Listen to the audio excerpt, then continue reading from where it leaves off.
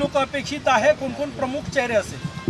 ते बघा, उद्याचा ओबीसीचा हा मोर्चा एक ऐतिहासिक असा मोर्चा होईल।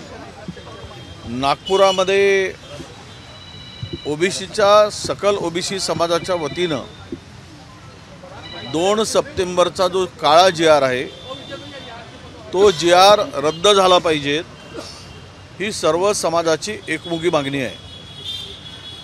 ज्या प्रमाणामध्ये घुसखोरी करण्यासाठी सरकारनं, महायुतीच्या सरकारनं जो GR काढला आणि ओबीसीच्या मानेवर सुरी चालवण्याचं पाप करत आहे, त्यामुळे जनतेमध्ये प्रचंड आक्रोश आहे। आणि मी म्हणेल की लाखोच्या संख्येने या मोर्चामध्ये लोक उद्या सहभागी होणार आहेत। उद्या 11:30 ते 12च्या दरम्यान मोर्चाची सुरुवात होईल।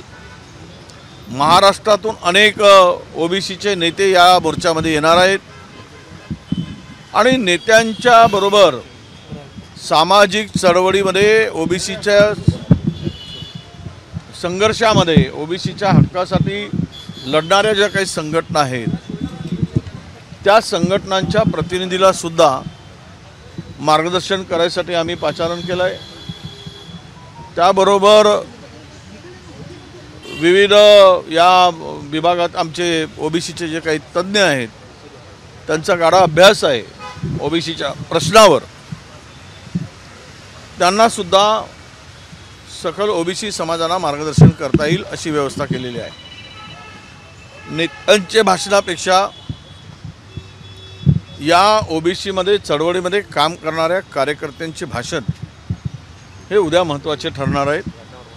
आणि मला वाटतं हा मेळावा म्हणजे महायुती सरकारनं, फडणवीस सरकारनं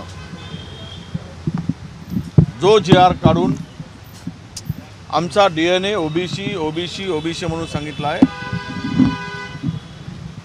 पण हा GR जो काढून त्यांचा DNA कोणता आहे हे उद्या सिद्ध करणारा हा मोर्चा असणार आहे। त्यामुळं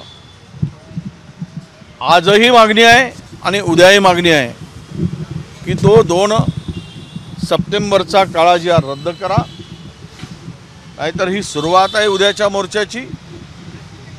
जिल्ह्यामध्ये उद्या महायुती सरकारला लोक फिरू देणार नाहीत। ओबीसी समाज जाब विचारेल की तुम्ही आमच्यावर अन्याय करून 375-74 जातीवर जो काही अन्याय चालला आहे त्यांच्या हक्काचं तुम्ही संरक्षण करण्यासाठी पात्र नाही,